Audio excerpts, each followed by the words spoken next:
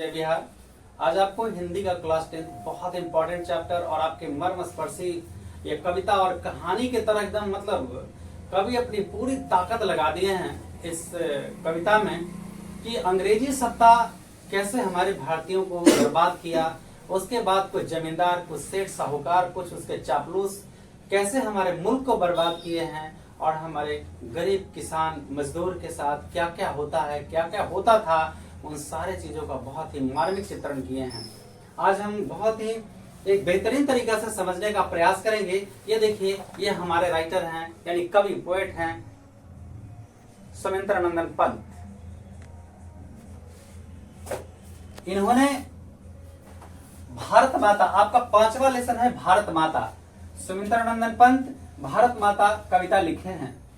ये पंत जी का बहुत ही अपना एक नया तरीका से जो कहता है जहां न पहुंचे रवि वहां पहुंचे कवि। दुर्दशा तो सभी लोग देखते हैं, अन्याय तो सभी लोग देखते हैं, पर किसी की लेखनी हिलती नहीं है डर से। आज अपने आप को लोग कहते हैं मैं पुरुष हूं, मैं ये हूं, मैं वो हूं। मैं नहीं कहता कि नहीं हूं, तो फिर क्यों नहीं अन्याय को आप रोकते हैं? क्यों नहीं आपकी लेखनी आगे उगलती है? बताइए, ये चाहिए या नहीं चाहिए? ये जिम्मेवारी पंत जी की है कि हम सब एक पंथ की कहानी है। ये सिर्फ सुमित्रानंदन जी का नहीं है, बल्कि हम सबकी कहानी है। अगर हम एक एक को सहारा देंगे तो कितने लोग देश दुनिया में तरक्की कर जाएंगे, आगे बढ़ जाएंगे। आज जिसके पास पैसे नहीं है, लाचार है, बेबस है, अगर एक टीचर एक गोद ले ले और पढ़ा दे तो मेरा देश न जाने हिंदुस्तान का फिर से सोने की चिड़िया बन जाए। हर लोग बिकाऊ होते जा रहे हैं। दर्द तो तब होता है, क्या बताऊं। खैर छोड़िए, स्कूल से निकाल दिया जाता है, जहां से निकाल दिया जाता है। ये कैसा शिक्षा प्रणाली है। पंत जी इसी दर्द भरी दास्तान को बोले और हम जो भी बोले एक भी वर्ड फालतू नहीं है, सब इससे ही पीड़ित है। बड़े बड़े जमींदार थे जो हमारे भारतीय किसान मजदूर के साथ अत्याचार होता, कहां तक नींद मार रहे थे? क्या उनकी जिम्मेवारी नहीं थी? हमारे 30 करोड़ जनता के साथ क्या कर रहा था अंग्रेज? अगर जाग जाते तो कब्बे सवेरा हो जाता। लेकिन ऐसे हमारे शोषित उपेक्षित लोगों के साथ क्या हुआ? अपनी तो लोग नींद मार रहे थे, चैन से थे, लेकिन उनके साथ क्या क्या हुआ? हाँ, मैं तो बहुत बहुत धन्यवाद दूंगा वीर कुंवर सिंह को कि कभी घुटने नहीं टेके। ऐसे वीर हमारे माँ ने हिंदुस्तान के अंदर जन्म दिया है। भगत सिंह, चंद्रशेखर आजाद, ये सब हमारे वीर। जिस तरह इनकी लेखनी आग उगलती है उसी तरह उनके जुबान से आग उगलता था और अंग्रेज विवश होकर हमारे मुल्क छोड़ के भागा, वरना खैर छोड़िए। आइए देखते हैं भारत माता सुमित्रानंदन पंत द्वारा रचित कविता। पहले हम इस महान राइटर के बारे में यानी पोएट के बारे में, थोड़ा कवि के बारे में जान ले कि ये कहाँ के हैं, कैसे हैं। इनका जन्म 1900 में हुआ था। अल्मोड़ा जिले के रमणीक स्थल कौसानी उत्तरांचल में हुआ था इनका जन्म। ये बहुत अच्छे अच्छे कवि ये मतलब कविता लिखे हैं। इनकी माता का नाम सरस्वती देवी था। क्या कहें, भाग्य का लेखा कभी मिटता नहीं है। ये बचपन से बहुत दर्द सहे हैं ये कवि, और तभी तो ते के पैर न फटे बे आए, ते का जाने पीर पर आए। इन्होंने दर्द को देखा है, महसूस किया है। सिर्फ ये 6 महीने के थे तो इनकी माता जी का देहांत हो गया था। तो माँ की कमी कैसे इन्होंने महसूस किया, लोगों को पीड़ा जाना, लोगों के बीच घुले मिले और तब एक पीड़ा को अपनी लेखनी से बखान कर दिए। इनके पिता का नाम गंगादत्त, कौसानी टी एस्टेट में ये अकाउंटेंट थे। देखिए, ये लगता है जिला का नाम है, तो कौसानी जिला में ये अकाउंटेंट के पद पर थे। इनका जो पंत जी का प्राथमिक शिक्षा है ये गांव में हुआ था और हाई स्कूल में बनारस में पढ़ाई की। आजीवन कुछ एक आध जगह और कहीं रहे थे थोड़ा दिन के लिए, लेकिन इसके बाद आजीवन ये इलाहाबाद में आके रहे। 29 दिसंबर 1977 को ये स्वर्ग सिधार गए। पंत जी प्रवृत्ति से तो छायावादी हैं, परंतु विचार इनका उदार और मानवतावादी है। मानव के कण कण से जुड़े हुए हैं, यानी मानवता कूट कूट करके भरा हुआ है। तभी तो उन्हें चाहे जो भी हो।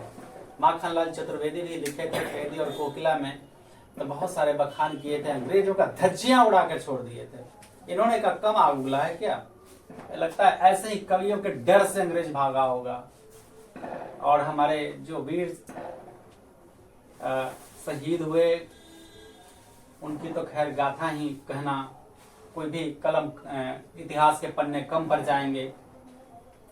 और कहा भी गया है शहीदों के मजारों पे लगेंगे हर बरस मेले, वतन पे मरने वालों का यही कायम निशा होगा। और ऐसे ही एक फिर से नई क्रांति की आज जरूरत है, जो हमारे देश के अंदर एक चापलूस, एक देश को घुमाने वाले, दुर्दशा करने वाले, देश में रह रहे लोगों को उपेक्षित जात और धर्म के नाम पर बांटने वाले को सतर्क करने की जरूरत है। मैं तो कभी पीछे ही नहीं हटूंगा, चाहे जो हो जाए इसके लिए। और मैं आग उगलते ही रहूंगा हर वक्त कि चेत जाओ, अब हमारे देश को धर्म और जाति के नाम पर मत बांटो। बट गया सो बट गया, जब तक सांसें हैं बटने नहीं देंगे, हम आग उगलते ही रहेंगे। ये कविता ग्राम्य से लिया गया है। पंत जी भारतीय ग्रामीणों की दुर्दशा का साक्षात चित्र प्रस्तुत किए हैं इस कविता में, कि किस प्रकार से अंग्रेजों द्वारा, सेठ साहूकारों द्वारा कैसे हमारे लोग उपेक्षित हो रहे थे, कैसे पीड़ा सह रहे थे। दुनिया को खिलाने वाला, पूरे भारत को खिलाने वाला खुद अर्धनग्न भूखे सो जाता है। ऐसी दीनहीन दशा का आत्मा कांप जाता है इस कहानी कविता को पढ़ाने में। पर पढ़ाना तो है ही ना, एक गरीब की व्यवस्था को कैसे हमारे कवि चित्रण किए हैं। आइए हम लोग मिलके देखते हैं। और इस गरीबी, देखिए गरीबी में जन्म लेना गुनाह नहीं है, गरीबी में मर जाना गुनाह है। गरीबी में जन्म लेना गुनाह नहीं है, गरीबी में मर जाना गुनाह है। अगर आप तो मेहनत से पढ़ोगे तो कामयाबी तेरा कदम चूमेगा। सिर्फ मेहनत करिए आप लोग, मेहनत करिए, मेहनत के बल पर हम हर कुछ हासिल करेंगे। असंभव तो मूर्खों के शब्दकोश में है, ऐसा फिलॉसफी में लिखा है। और मैं मनोविज्ञान की बता दूं कि हम लोगों का जो मेमोरी होता है, ये क्या बोलेंगे, माइंड, इसमें दो तरह के काम करते हैं, कॉन्शियस माइंड, सब कॉन्शियस माइंड। कॉन्शियस माइंड को हमेशा एक्टिव रखो, बोलो ये काम हम कर सकते हैं, असंभव नहीं है, तो तुम्हारा सब कॉन्शियस माइंड इसे एक्सेप्ट कर लेगा, कर सकते हैं, और कर गुजरोगे। तो जो चाहे वो हासिल कर सकते हो, देश को सोने की चिड़िया बना सकते हो। मैं एक लेखनी से क्या कर देता हूं, तुम कितने लेखनी भिरा दोगे तो क्या से क्या कर दोगे। पढ़ो, उठो, चलो और देश के लिए कुछ कर गुजरो। पंत जी ग्रामीण दशा का चित्र प्रस्तुत किए हैं। कहा ही जाता है कि भारत की आत्मा गांवों में निवास करती है। मैं तो पहले भी कहा था कि अगर मोदी जी, कोई भी, अगर चीफ मिनिस्टर नीतीश जी या कोई भी हो, या आने वाला हो या बीता हुआ हो या फिर से नया हो या जो भी हो, अगर देश की तरक्की चाहते हो तो गांव की गलियों में जाकर देखो, गांव की तरक्की की तरफ लेके चलो। ये गांव बढ़ेगा तो देश बढ़ेगा, और जब तक मेरे गांव में उपेक्षित लोग रहेंगे तब तक देश का कभी विकास संभव नहीं है। दिल्ली के चकाचौंध में हम गांव को नहीं देख सकते हैं, गांव के चकाचौंध में हम दिल्ली को देख सकते हैं, और तब मेरे देश का विकास होगा। दिल्ली में बैठे हैं, बड़ी बड़ी भाषण देते हैं, पटना में बैठे हैं, बड़ी बड़ी भाषण देते हैं। भाषण जाके गलियों में देख, कार से जाना है तो जाके गांव में कार से जाके देखिए वहां की क्या दुर्दशा है, वहां के जीवन कैसे हैं, कैसा हॉस्पिटल है, कैसे शिक्षा का स्तर है, कैसे लोग जिंदगी जीते हैं। देखो उनकी फटी लुंगिया को, तो उसी में बिस्मिल्लाह खां मिलेंगे, और हमेशा मिलता आया है भारत से रत्न गांव की गलियों से। तो फिर से ढूंढना शुरू करो, फिर से ढूंढना शुरू करें, और हम फिर से देश की तरक्की की राह पर ले चले। भारतीय दुर्दशा का चित्र प्रस्तुत करते हुए वो कहते हैं कि भारत की आत्मा गांवों में निवास करती है। तो मैं पहले ही कह रहा हूं, अगर देश की तरक्की चाहिए तो गांव का विकास करना होगा, क्योंकि गांव में ही सारे कुछ पड़े हैं। हमारा सोना उगता है कहाँ, गांव की गलियों में। और शहर के लोग कहते हैं मैं तरक्की कर गया, अगर वो नहीं खिलाएंगे अन्न का दाना तो क्या खाओगे, कैसे जियोगे। और लोग उसे उपेक्षित करते हैं, किसान बोलते हैं, मजदूर बोलते हैं। उसी मजदूर के कारण तुम ईंट के मकान में रहते हो, महलों में राज करते हो, टाइल्स बनाते हो, मार्बल और गाड़ी पर घूमते हो, वरना नसीब नहीं होता। वही मेरा मजदूर गाड़ी बनाता है, ट्रक बनाता है, ट्रेन बनाता है, बुलडोजर बनाता है, और सारी चीज तरक्की देश दुनिया का काम करता है, पुल बनाता है, ब्रिज, बड़े बड़े चीज सब कुछ बनाता है। और कहते हुए मजदूर है, चेत जाओ वरना सारा मालकाने खत्म हो जाएंगे, सारा मिनिस्ट्री खत्म हो जाएगा, जाके जिस दिन दुनिया पलट देगा सत्ता। ये हमारे पंत जी अंग्रेजी सत्ता, जमींदारों, सेठ, साहूकारों से पीड़ित और उपेक्षित मजदूरों की पीड़ा का यथार्थ चित्रण किया है। जैसे लगता है कलेजा फटता है, उनकी दर्द आज हमें भी अनुभूति होती है, क्योंकि मैं भी एक मजदूर किसान का बेटा हूँ। तो दर्द तो होगा ना। जो मजदूर को देखे नहीं, जो किसान को देखे नहीं, फुल पैंट सूट में घूमे हुए, क्या जानेंगे। हम तो लुंगिया में घूमते हैं, देखते हैं गरीब किसान मजदूर को, गांव में जाके देखते हैं क्या हालत है। आप लोगों के बीच रहते हैं, देखते हैं यहाँ पे किसी के पापा पंजाब में काम करते हैं, किसी के पापा वहां मेहनत करते हैं। अगर तुम लोग पढ़ोगे तो तेरे माँ बाप को कभी कष्ट होगा, कभी कष्ट होगा। पढ़ना क्यों नहीं चाहते हो, पढ़ो। देखो कैसे देश बढ़ता है, तुम लोगों से देश बढ़ेगा। पंत जी कर्मठ सपूत किसानों के देखिए कितना इनके दिल में प्यार है, वो कर्मठ कहते हैं, ईमानदार है। मेरे किसान बेईमान नहीं होते हैं, मजदूर बेईमान नहीं होते हैं। बेईमान क्या मैं बताऊं, तो समझ लो अगर किसान मजदूर मेरे बेईमान नहीं तो बेईमान कौन है? बड़े बड़े वादे करके चला जाता है, वोट लेके चला जाता है, क्या देता है गांव के किसान मजदूर को? कुछ नहीं देता है, सिर्फ धोखा, सिर्फ धोखा। लेकिन धोखा का कभी वो चैन से सोता है, लेकिन तुम बॉडीगार्ड लेके घूमते हो, तुम्हें चैन जीवन में कहीं नहीं मिलेगा। अगर चैन चाहते हो तो उस गरीब मजदूर के मेहनताना अच्छी तरह से दो, किसी का शोषण मत करो, किसी से ज्यादा मत ऐठो, पाप का धन मत कमाओ, नहीं तो पाप का धन कमाओगे, कमाए धन पाप का जस आवे तस जाए, तेरे संतान नालायक निकलेंगे। उन सबको मैं वार्निंग देता हूं कि बेहक का जो पैसा कमाते हो सावधान हो जाओ, वरना तेरे संतान वैसे ही निकलेंगे जैसे बर्बादी के तरफ।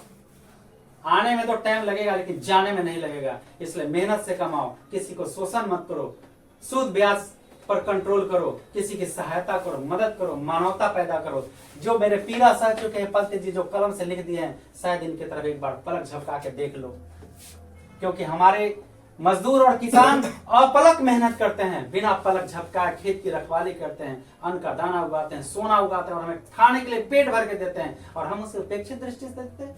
शहर की तरफ अगर आ जाए इलाज करवाने के लिए, डॉक्टर कहते हैं हटो हटो हटो, अरे डॉक्टर तू खाता क्या है? मैं पूछता हूँ, वो मेरा भगवान है, तू दूसरा भगवान है, लेकिन भगवान का फर्ज अदा नहीं करता है। जिस दिन भगवान का फर्ज अदा कर देगा ना, यह मुल्क स्वस्थ हो जाएगा। सब बिकते हो, सब नहीं, कुछ तो है ही ईमानदार, तभी तो दुनिया चल रहा है। पंत जी कर्मठ और सपूत किसानों की दयनीय दशा का चित्रण किए हैं। जमींदार साहूकार ने इन्हें चेतनहीन बना दिया है हमारे मजदूरों को। सेठ साहूकार से वो ब्याज पर पैसा लेके खेती करते हैं, फसल कभी डूब जाता है, कभी हो जाता है, कभी कुछ हो जाता है, उसका ब्याज भरते भरते वो मर जाते हैं, अपने सारी फसलों को बर्बाद यूं ही खत्म हो जाता है। उनके बच्चे अंत में क्या करते हैं? उपेक्षित समाज के लिए किसान मजदूर का बेटा, तो इसीलिए तो कहा गया है कि गरीब किसान ऋण में जन्म लेते हैं, ऋण में पलते हैं और ऋण में ही मर जाते हैं। अरे कभी बड़े बड़े लोग देखो उन किसान मजदूरों को जो मेरा पेट भर रहा है, वरना मर जाओगे भूखे एक दिन। ये हमारे मजदूर अन्याय को सिर झुकाए और पलक सह लेते हैं, बिना पलक झपकाए ही सिर्फ भगवान पे भरोसा करते हैं। यानी अंतर आत्मा उनका सपोर्ट करता है, अंतर आत्मा जो कर रहा है मेरे लिए भगवान। लेकिन करते हो तो तुम लोग बड़े सेठ लोग चेतते क्यों नहीं हो? अंग्रेजों की क्रूरता, अंग्रेज हमारे मुल्क में इतने दिन अत्याचार किए रहे, शासन किए, अंग्रेजों की क्रूरता और कुछ इनके चमचे, आज भी चमचों पीछा नहीं छोड़ रहे, हर जगह चमचागिरी करता हो। अरे मेहनत से कमाओ ना, चमचागिरी क्यों करते हो? मेहनत से कमाओगे तो बाल बच्चा नहीं अच्छा करेगा क्या? अंग्रेजों की क्रूरता और शोषण के शिकार हुए कुछ सेठ साहूकार चमचागिरी करके दफाली बने, उसके इधर का बात उधर किए, हमारे भारतीयों को परेशान किए। शोषण के कारण भारत के 30 करोड़ जनता अर्धनग्न है। आधा पेट, किसान को देखे हो कभी ठीक से? आधा कपड़ा पहन रहा है, इतनी दर्द और इतनी पीड़ा है, खुद आधा पेट खाता, खेत में काम करना है, जल्दी जल्दी नाश्ता, सिर्फ वो नाश्ता करता है, भरपेट भोजन होता कहाँ है? थके सुबह में गया खेत में 12 बजे तक काम करता है, थोड़ा सा मिला कुछ खाया, फिर काम कर रहा, फिर रात में आया थका मंदा सो गया, 1 रोटी खा के। तुमको जो देता है पूरा खाने के लिए, वो हमारा जो गरीब किसान मजदूर है, उसी के बल पर तुम जिंदा हो, ये मत सोचो। इसलिए कभी उसके तरफ पलट के देखो, मंत्री जी, संतरी जी, सब देखो, ऑफिसर जी, तभी पता चलेगा। और आज तरफ 50 को कानून लागू करते हैं, वो भी मेरे मजदूर का बेटा स्कूल में कभी जाके पढ़ता है। अफसर लोग जरा ध्यान दीजिए कि वो लोग कितने दिन प्रेजेंट हो सकता है स्कूल में, पीड़ा समझिए। पेट भर से खाना नहीं मिलता है और जीवन व्यतीत करने के लिए वो विवश रहता है, वो मेरे लिए जीता है, हमारी पेट भरने के लिए जीता है। क्यों हंस रहे हो? तेरे पापा ऑफिसर है क्या? किसान की पकी हुई फसलें सोना उगाते हैं, हमारे किसान सोना उगाते हैं और सबकी क्षुधा तृप्त करते हैं, लेकिन हम उसे क्या करते हैं? उपेक्षित करते हैं। इस तरह से सहनशीलता अपमान सहकर भी धरती की तरह शांत रहते हैं, शांत रहते हैं। लेकिन लोग उसे क्या समझता है? बेवकूफ समझता है। अरे बेवकूफ नहीं है, जिस दिन अगर वो जाग गया ना, तो एक नया सवेरा और नया इतिहास बनाएगा। जैसे अंग्रेज को भगाया, चमचों को भी भगाएगा, उजरे चमन नेतों को भी भगाएगा, दफालियों को भी भगाएगा और नया जीवन का नया आरंभ कर देगा जिस दिन बदल गया किसान। इसलिए चेत जाओ, किसान मेरे मूर्ख नहीं है, वो ईमानदार है, तेरी तमाम भावनाओं को समझते हैं जो शोषण करते हो। सिर्फ उनको जागने की जरूरत है एक बार। आइए पंत जी ने अपने शब्दों में जो लिखा है किताब में, जरा उसे मैं पढ़ लेता हूं। भारत माता, भारत माता यानी क्या? भारत माता यानी क्या? हमारी भारत की जनता, भारत की जनता को माता का रूप देकर के उनकी पीड़ा का बखान कर रहे हैं हमारे विद्वान कवि सुरेंद्र नंदन पंत। भारत माता मतलब भारत की तमाम जनता जो पीड़ित है, शोषित है, उपेक्षित है, अत्याचार सह रहा है, उसके साथ जुर्म हो रहा है, फिर भी वो अपलक नजर झुकाए, मुश्किल से घड़ी में सह के सिर्फ भगवान के भरोसे रह जाता है। वो मूर्ख नहीं है, वो इंसान है। तुम अगर जिस दिन उसके जगह बन जाओगे, ये मेरा मुल्क तरक्की के राह पर विश्व में नंबर 1 होगा। इसलिए चेतो वो लोग जो किसी का शोषण करते हो, किसी से ज्यादा ऐंठते हो, नहीं तो विनाश निश्चित है। भारत माता ग्राम वासिनी, गांधी जी ने कहा था कि भारत की आत्मा गांवों में निवास करती है। कभी देखो जाके, शहर के चकाचौंध में नहीं, गांव की गलियों में जाकर देखो। भारत माता ग्राम वासिनी, भारत माता गांवों में रहती है। यानी भारत की जनता की विकास तभी संभव है जब मेरे गांव का विकास होगा, क्योंकि भारत के लोग कहाँ रहते हैं? गांव में रहते हैं। किसान मजदूर अनाज जाके हमें देते हैं कहाँ? शहर में या फिर गांव में। तो पहले गांव की तरक्की देखना होगा, गांव के बारे में सोचना होगा हम लोगों को। लेकिन सड़क में पिच बनवा दिए, हॉस्पिटल बनवा दिया, देहात में भी कभी वो अच्छा सा एम्स बनवा के देखो वहां के लोग कितने आगे बढ़ते हैं। एक अच्छा सा कॉलेज डाल दो, यूनिवर्सिटी डाल दो देहातों में।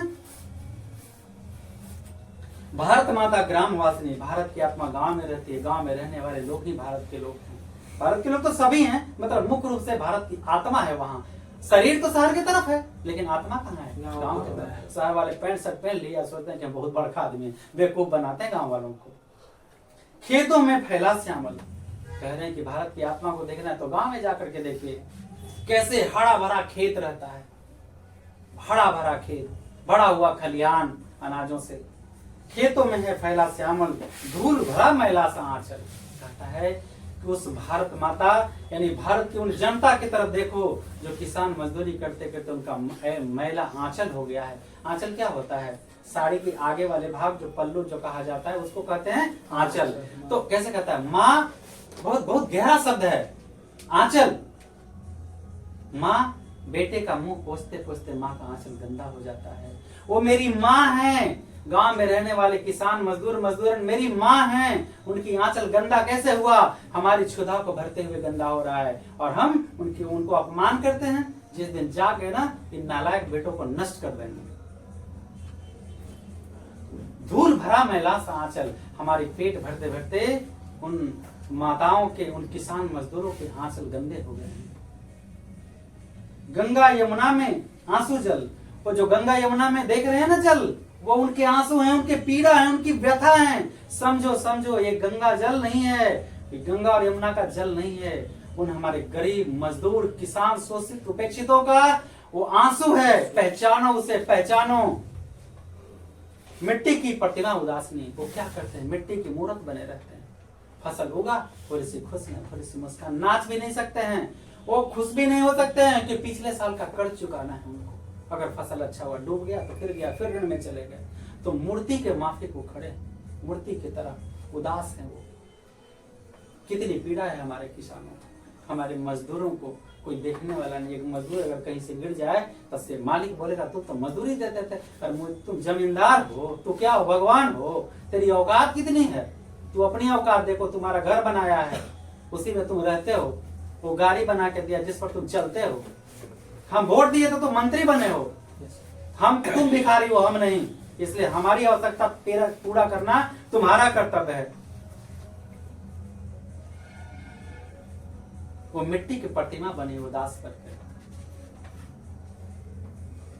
कहने का मतलब है कवि का कि गांव में देखो जाकर के हमारी मातृभूमि, वहां की जनता, वहां की मिट्टी, वहां की धरती कैसे उदास पड़ी है। एक पलक डालोगे तो हरियालियां भर जाएगी।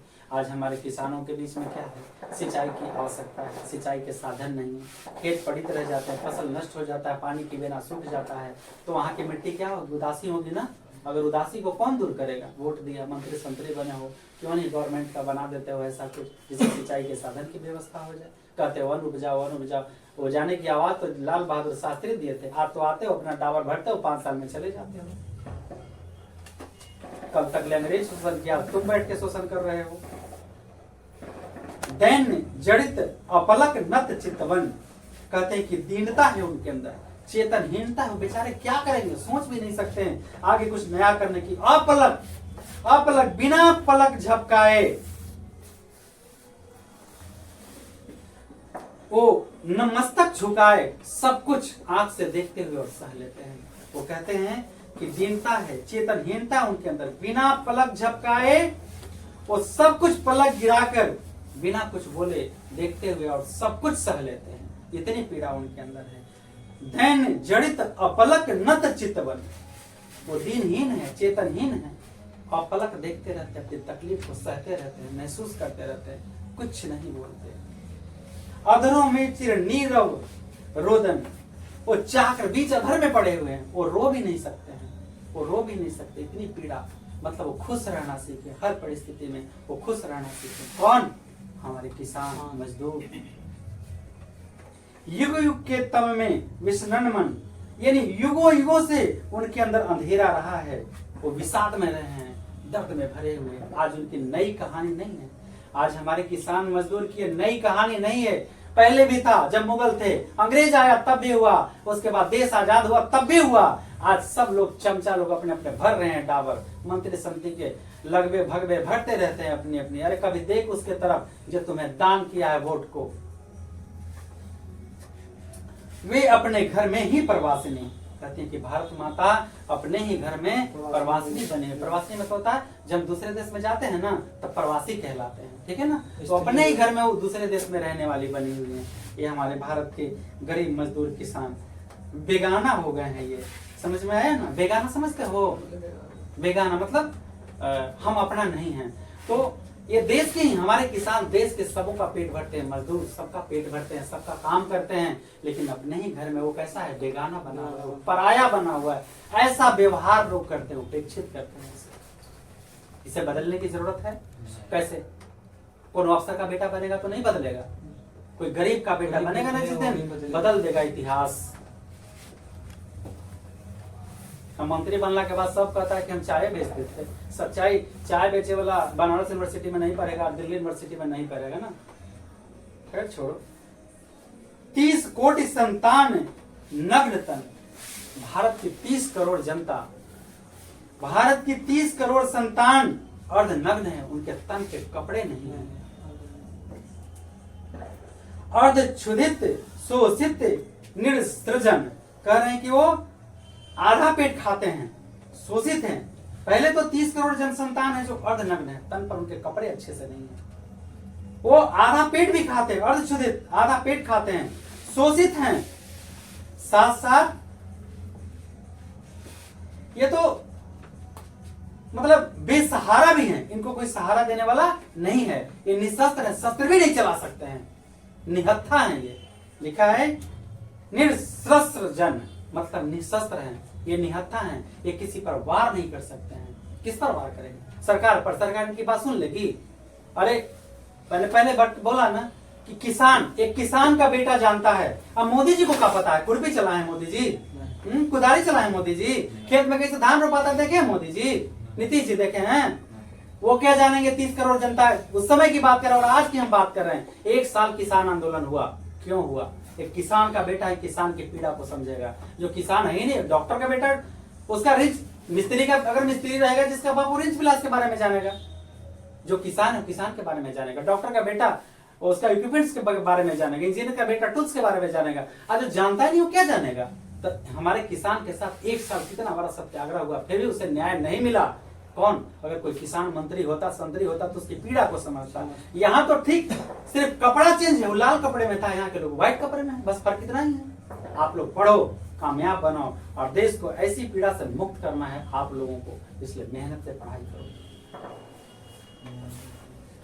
30 कोटि संतान नग्न तन, 30 कोटि 30 करोड़ जनता हमारे नग्न हैं, आधा अर्धक्षुधित आधा पेट खाते हैं, शोषित हैं, वो निशस्त्र हैं, किसी पर वार नहीं कर सकते हैं, निहत्था हैं, मूढ़ असभ्य अशिक्षित निर्धन, वो मूढ़ हैं।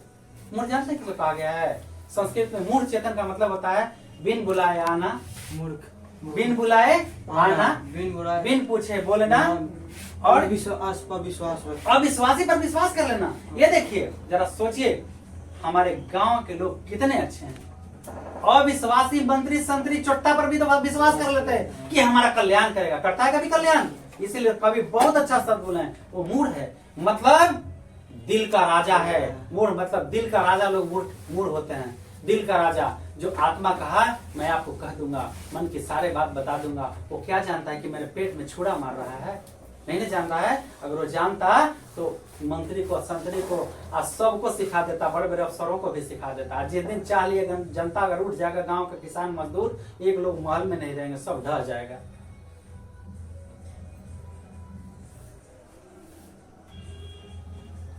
मूढ़, असभ्य, अशिक्षित, निर्धन, वो मूढ़ है, सभी पर विश्वास कर लेते हैं। असभ्य हैं। अरे असभ्य क्या होता है? अब टीचरों की टोली, इनकलाब जिंदाबाद, किसानों की टोली कभी सफल हुआ है? सफल हुआ है कभी?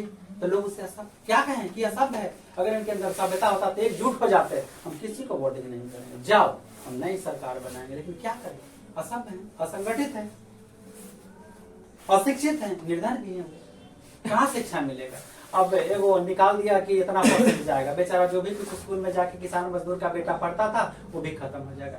मैं तो कहता हूँ कि पुनः फिर से एक बार सोचना चाहिए इस पर सरकार को, कि ऐसी व्यवस्था प्रणाली में थोड़ी सी सुधार लाए, ताकि हम जैसे गरीब मजदूर का बेटा, हमने भी खेत में काम करके पढ़ने जाते थे, कभी कभी किसान मजदूर का बेटा कभी पढ़ाई कर ले। अब सब लोग जरा इस पर ध्यान दीजिए, एक बार इस पर जरूर पुनः विचार करिए। जिसके पास सब कुछ है वो स्कूल जाने वाला बच्चा जरूर स्कूल जाता है, लेकिन जिसके पास मजदूरी है उसके तरफ फिर मजदूर के बेटा को मजदूर मत बनाइए। क्योंकि मैं भी एक मजदूर का बेटा हूँ और मैं समझता हूँ, मेरी माँ 10 रुपए में मजदूरी करके पढ़ाई थी, कभी स्कूल जाते थे, कभी काम करते थे, और इस तरह से हमने अपने जीवन को गुजारा, इस राह तक ले आए, सफर में तय किए हैं। इसलिए एक बार पुनः मैं विनम्र विनती करता हूँ, इस बार जरूर सोचिएगा एक बार कि मेरे मजदूर और किसान के बेटे भी स्कूल तक जाके शिक्षा हासिल करे, फौज में, डिफेंस में, कहीं कहीं कुछ में भी अपने जॉब हासिल करे और तरक्की करे, तरक्की की राह पर हमारे गांव को भी ले चलिए। मंत्री संतरी जी, जो भी आया नया कौन आया, अंग्रेज आयोग लागू किया, फलना आयोग लागू किया, सब अपने लाभ के लिए, अरे करिए ना, मैंने कब कहा,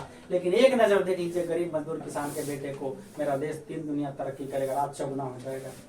स्वर्ण शस्य पर पद तल लुंठित, कहता है स्वर्ण माने सोना, सस्य धरती, ये सोना उगाने वाले लोग, सस्य माने होता फसल, ये सोना फसल मतलब फसल उगाने वाले, सोना उगाने वाले हमारे किसान रौंदे जा रहे हैं, अविश्वास में रौंदे जा रहे हैं। किसी पर भरोसा कर लेते लोग उनको रौंद के चला जाता है, ये देंगे कुछ नहीं देते हैं, साल भर आंदोलन करते हैं। और मेरे मंत्री जी को पता है किसान कैसे होता है। अरे कभी किसान के नाम सुना है? किसान का मतलब जानते हो? आधा खाना, आधा पहनना, आधा ओढ़ने को किसान कहते हैं। जो दूसरे के पेट भरता है उसे किसान कहते हैं, दूसरों को जिंदगी देता है उसे किसान कहते हैं। धरती सा सहिष्णु मन कुंठित, और धरती सा सहते हुए सब पीड़ा को धरती की तरफ बर्दाश्त करते हुए, जैसे हिरोशिमा पर बम गिरा दिया, फिर भी वो धरती सह के रह गया, कुछ नहीं बोला। अगर ऐसा होता तो माता नीचे थे प्लेन में विस्फोट कर जाता ऊपर। ऐसा हुआ तो हमारे मजदूर, किसान, शोषित वर्ग लोग हैं, वो धरती के समान सारे पीड़ा को, कुंठा को, दर्द को सहते रहते हैं हर वक्त। धरती सा सहिष्णु मन कुंठित, वो कुछ नहीं करते हैं, सिर्फ सहते जाते हैं। क्रंदन कंपित अधर मौन स्मित, कहते हैं वो रो भी नहीं सकते हैं ठीक से, क्रंदन भी नहीं कर सकते हैं। उनके ओठ मौन रहता है, चुप रहता है। अपनी दर्द पीड़ा किसी से कहेंगे, किससे कौन बखान कर सकता है? वो हल्की सी मुस्कान से, किसान क्या हुआ भाई, ठीक है बढ़िया, देखिए उसके मुस्कान में अंतरात्मा से उसका मुस्कान होता है।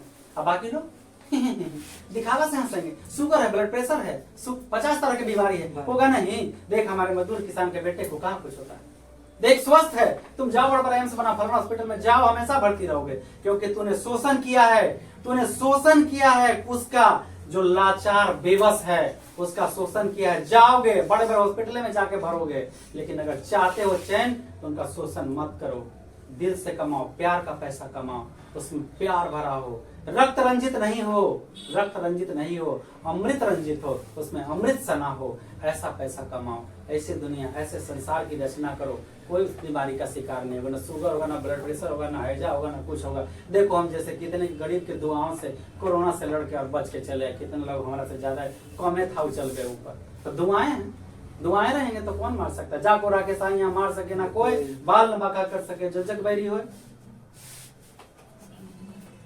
राहु ग्रसित, ये हमारे किसानों को राहु समझो ग्रस लिया है। राहु समझते हैं, ग्रह है, ग्रह ग्रस लिया है। कैसे?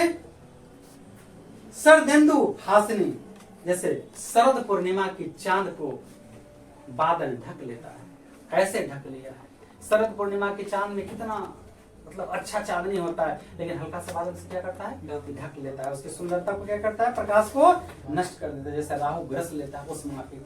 तो आज इन सब पर सोचने की जरूरत है, हम सबको इस पर विचार एक बार करना चाहिए कि हम किसान मजदूर का कैसे उत्थान करें। जो मजदूर हमारे यहाँ काम करता है उसको कैसे आदर से देखते हैं। सरदार फूल से लिखे थे मजदूरी और प्रेम में कि प्रेम बड़ा है मजदूरी नहीं।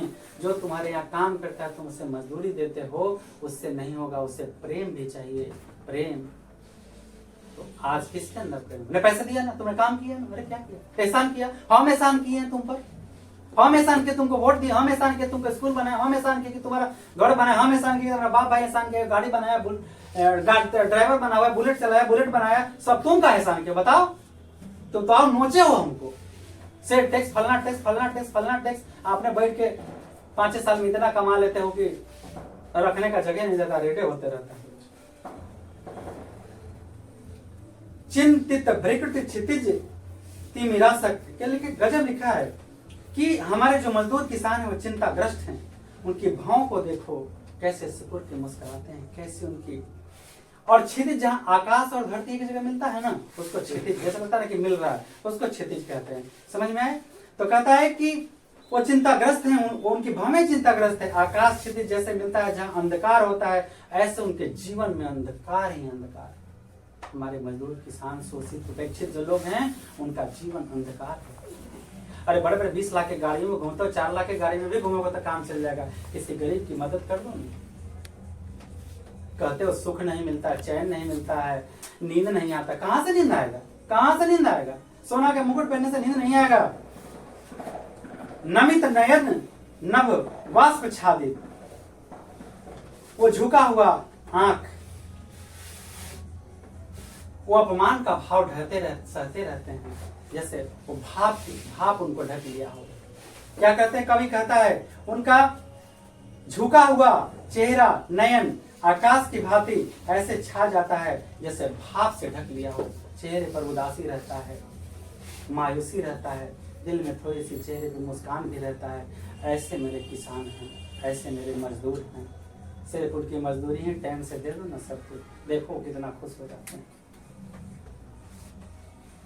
आनंद श्री छाया शशि उपमित, हमारे किसान मजदूर को ज्ञान मूढ़ कहा गया है। कितना पीड़ा होता है, कवि की कलम में कितना दर्द होता होगा लिखने में ज्ञान मूढ़ शब्द कहने के लिए। इनकी उपमा तो चंद्रमा से दी जाती है। हमारे भारतीय किसानों को उपमा चंद्रमा से दी जाती है, पूरे आसमान नभ को प्रकाशित करते हैं, लेकिन फिर भी वो क्या है? उपेक्षित हैं। फिर भी उनके मुख पर हंसी नहीं है, शोभा नहीं है।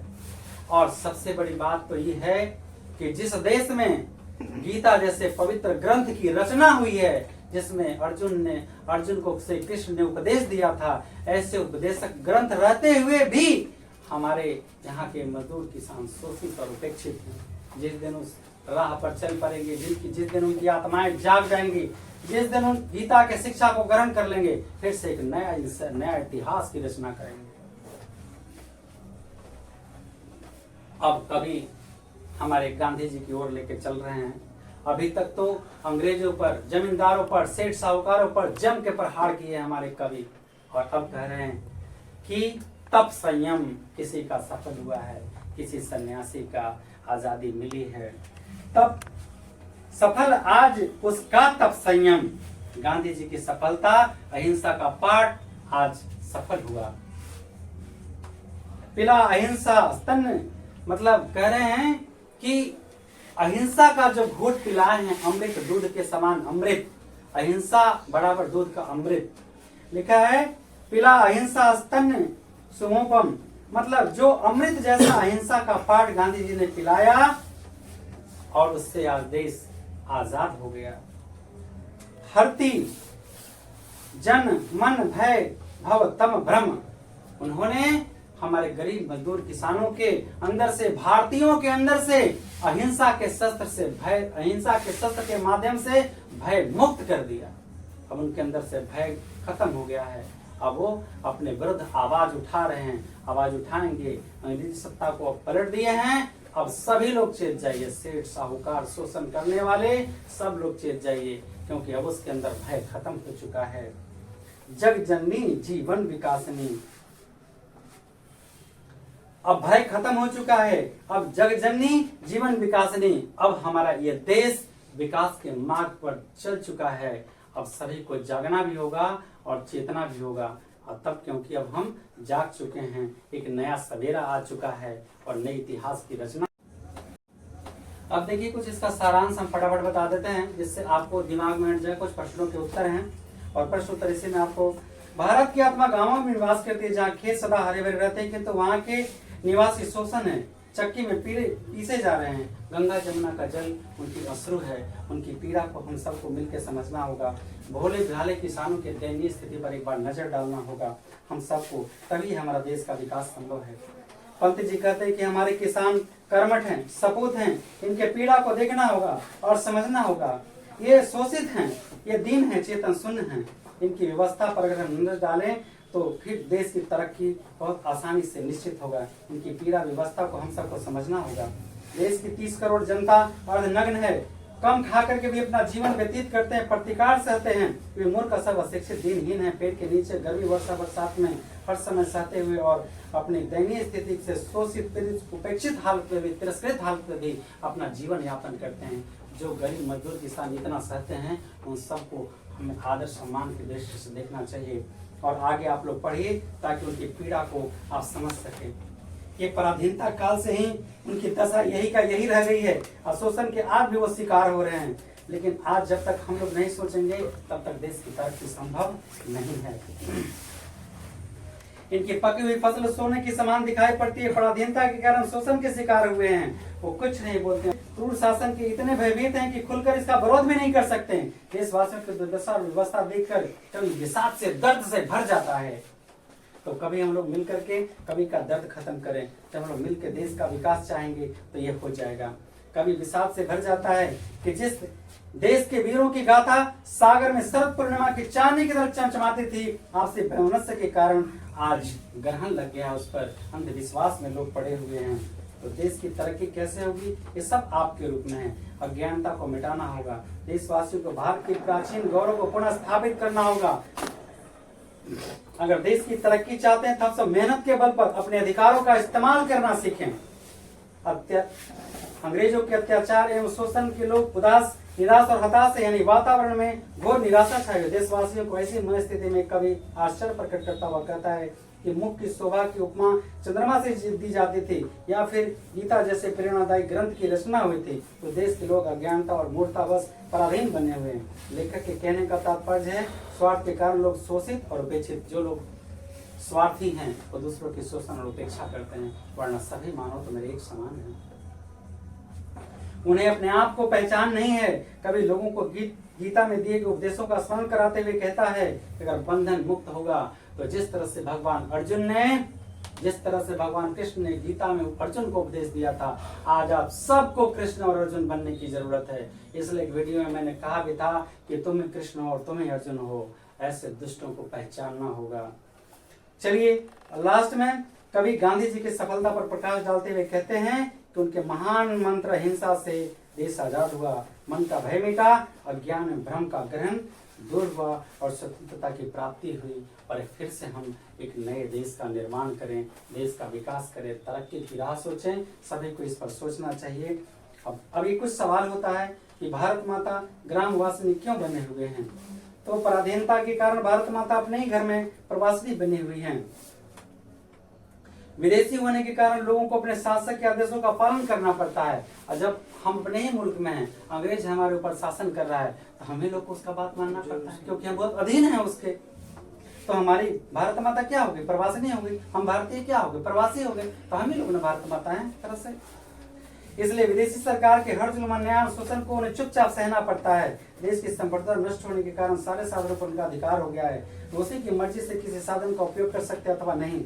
जमीन, जायदाद, रिश्वत, शिक्षा, संस्कृति, कल कारखाने सब उसी के हो गए। सब उसको टैक्स देते हैं तब वो चलाता है। बताइए, हम ही का सब कुछ हम ही पर अधिकार करते हैं। इसीलिए तो कहते हैं, अरे हम लोग गरीब मजदूर के बेटे हैं, पढ़ो, नया शांति लाओ देश के अंदर। आप पढ़ते नहीं, पढ़ोगे नहीं तो अपना अधिकार आप लोग कैसे जानोगे? जब अधिकार ही नहीं जानोगे, एक वकील को लड़ाई करते आप लोग देखे हो कभी? क्योंकि वो कानून जानता है। अगर कोई दरोगा सिवा से थप्पड़ मार देता तो आराम से वहां सह लेता, कहता है आ बेटा कोर्ट में, मैं तेरे को बताऊंगा, आ रहा हूं मैं, और तब उनकी वर्दी सब टंगवा लेता है। तो जो दरोगा समझदार होता है, लॉ जानता है, अच्छा से पढ़ के जाता है, वो दोस्ती कर लेता है, कहता है नहीं भाई आप भी कानून के रखवाले, मैं भी कानून का रखवाला हूँ, सबका सम्मान बराबर। लेकिन हैकरी का जब कौन जाने वाला होता है ना, खुद आता है ना, कर देता है।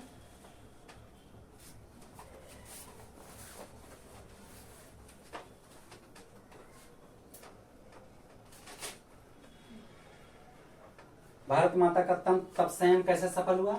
गांधी जी के रूप में अहिंसा का शस्त्र लेकर हमने वतन को आजाद कराया। इस तरह से तप और अहिंसा सफल हुआ। और ज्यादा मात्रा में आप फिर पढ़ लेंगे। का मतलब है कि हमारे देश के अंदर गीता भारत का है ना, भारत का महान काव्य ग्रंथ है, जिसमें उपदेश दिया गया है। भगवान कृष्ण ने अर्जुन को उपदेश दिया कि कौन सा कर्तव्य है और कौन सा अकर्तव्य है, कौन सा धर्म है और कौन सा अधर्म है। उसे पहचान कर अर्जुन ने शस्त्र उठाया और फिर दुष्टों का दलन किया, सत्य की विजय कराई।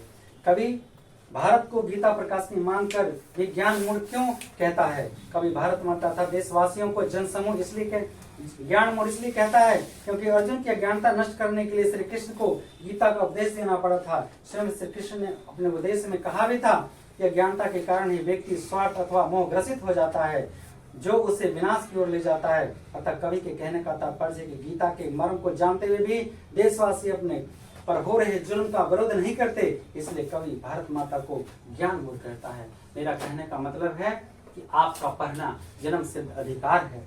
जब आप अपने अंतर के आत्मा को, अपने अंतर के गीता को नहीं जगाएंगे, अपने अंदर का गीता जिस दिन जाग जाएगा कि हमें पढ़ना है, हमें जीवन में कुछ करना है, अंदर का गुरु जिस दिन जाग जाएगा, उस दिन आपको कुछ बताने की जरूरत नहीं है। इसलिए मैंने एक बार कहा था कि गुरु छलिया है। किसी गुरु पर मैंने उंगली नहीं उठाया था। ये अंदर मेरा गुरु है, ये करता है। कॉन्शियस माइंड एंड सब कॉन्शियस माइंड, चेतन एवं अचेतन, चेतन एवं अचेतन, वो मेरा गुरु है, अंदर मेरा गुरु है। लेकिन दुख किसको लगा था? ये सबसे दुख किसको लगा होगा? जो वास्तव में उसको होगा। लेकिन मैंने किसी पर उंगलियां नहीं उठाई थी, ये अंतर आत्मा पर मैंने उंगली उठाई थी। जिस दिन तेरा अंतर आत्मा कहा जाएगा पढ़ा मेरा कर्तव्य है, मैं देश बढ़ाना है, परिवार बढ़ाना है, समाज बढ़ाना है, सबको देश के आगे तरक्की की दुनिया में लेके चलना है, तो हमें हमारे कहने से आप नहीं पढ़िएगा, खुद ब खुद पढ़िएगा। जो 1 घंटा के लोग घड़ी बांधे हुए हैं कि 5 बजे आओगे, 6 बजे जाओगे, बोलोगे हमको और पढ़ने का मन है, पढ़ाइए। पैसा के लिए नहीं, पैसा के लिए नहीं, हमें ज्ञान चाहिए।